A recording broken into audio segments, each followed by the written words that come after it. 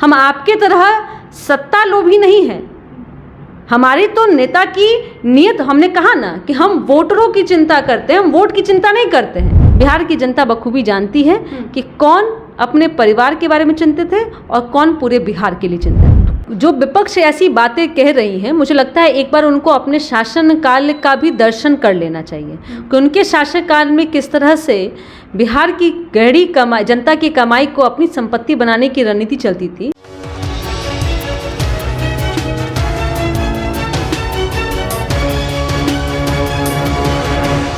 नमस्कार, आप देख रहे हैं मंथन टुडे न्यूज और आपके साथ मैं हूं निधि सिंह। जिस तरीके से नीतीश कुमार महिला से लेकर तमाम विभाग में सौगातों का पिटारा खोल दिए हैं और ऐसे में लोग जो है ज़्यादा से ज़्यादा पहुंच रहे जेडीयू कार्यालय और धरना प्रदर्शन कर रहे हैं।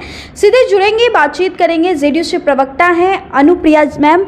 सबसे पहले तो बहुत शुक्रिया मैम आपका बातचीत के लिए। बहुत बहुत धन्यवाद आपको।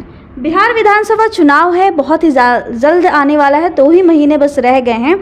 ऐसे में कैसी तैयारी चल रही है?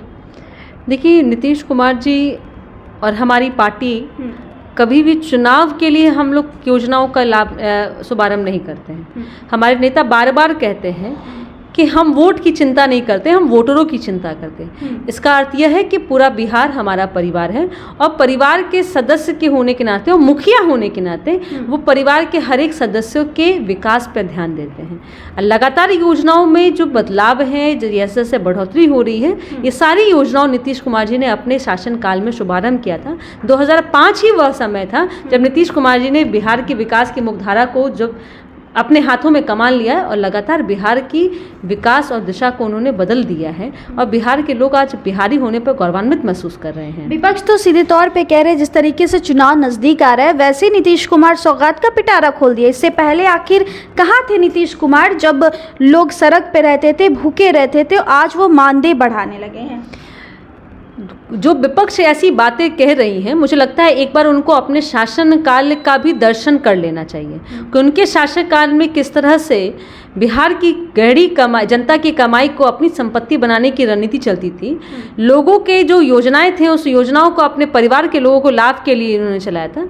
अरे अगर आप हमसे पूछते हैं योजनाओं के बारे में तो 2005 के बाद में लगातार साइकिल योजना की, मैं सिर्फ महिलाओं की बात करती हूँ कि महिलाओं को 50% आरक्षण दे करके राजनीतिक रूप से, बेटियों को साइकिल पोशाक योजना दे करके, उनके उत्थान के लिए जिस तरह से प्रोत्साहन राशि दे करके, अरे वो वर्ष, जिस वर्ष ये सारी योजनाएं का शुभारंभ हुआ था वो चुनाव नहीं था। हम आपके तरह सत्ता लोभी नहीं है। हमारी तो नेता की नीयत, हमने कहा ना कि हम वोटरों की चिंता करते हैं, हम वोट की चिंता नहीं करते हैं। काम बोलता है तब तो वोट के रूप में हमारी सरकार बारंबार जनता जनार्दन के माध्यम से उनके आशीर्वाद से बनती है। चिंता वो करे कि जिन्होंने बिहार की संपत्ति को लूटा है अपने, जब उनके पास में, जब वो वैसे संवैधानिक रूप से वो वोट देने के लिए नहीं वो तैयार थे, तब उनके पास में संपत्ति बन रही थी। जब उनके पास में कह सकते कि चुनाव लड़ने की जब उनकी उम्र नहीं थी, तब आप सत्ता का आप जो लाभ है वैसा लाभ ले रहे थे। तो सवाल आप हमसे उठा रहे हैं।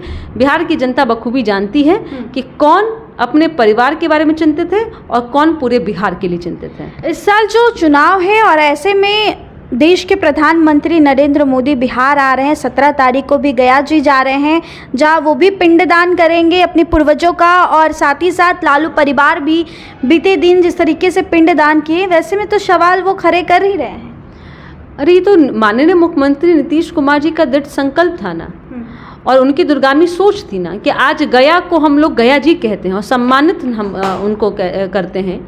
ऐसा कभी सुना था क्या कि किसी जगह को जी से हम संबोधित करें? और आदरणीय प्रधानमंत्री मोदी जी ही नहीं, विश्व के कोने कोने से तमाम लोग अपने पितरों की मोक्ष के लिए यहाँ आते हैं। और ये आज ये नई परंपरा नहीं है, कई वर्षों से नीतीश कुमार जी के शासनकाल में होती रही है। और आदरणीय लालू प्रसाद यादव जी गए थे अपने परिवार के साथ में, हमें तो खुशी है, उनको बधाई देते हैं कि चलिए घर की 4 दीवारी से बाहर निकल करके पितरों के नाम पे ही सहित, परिवार सहित आप बाहर निकलें और आपने खुली आंखों से देखा कि बिहार में किस तरह से बदलाव हो रहा है। सुबह लालू प्रसाद यादव जी मरीन ड्राइव का भी निरीक्षण करते हैं, घूमते हैं, खुली हवाओं का वो आनंद लेते हैं। और उनके बेटे जो हैं वो उसी सुशासन की सरकार में, जिसमें प्रशासन मुस्तैदी से हर एक परिवार के लिए चिंतित है, आप अपने परिवार सहित निकलते हैं और उसके आप नृत्य का आनंद लेते हैं, तो यही तो नीतीश कुमार जी का सुशासन है ना।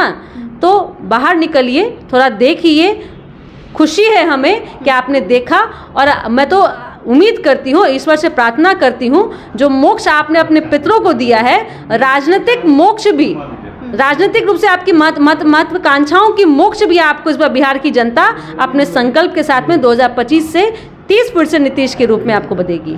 चलिए 2025 से 30 फिर से नीतीश ऐसा संकल्प लेकर फिर से एनडीए साथ चल रही है। तो बने रहे हमारे साथ और देखते रहिए मंथन टुडे न्यूज़। बहुत बहुत शुक्रिया।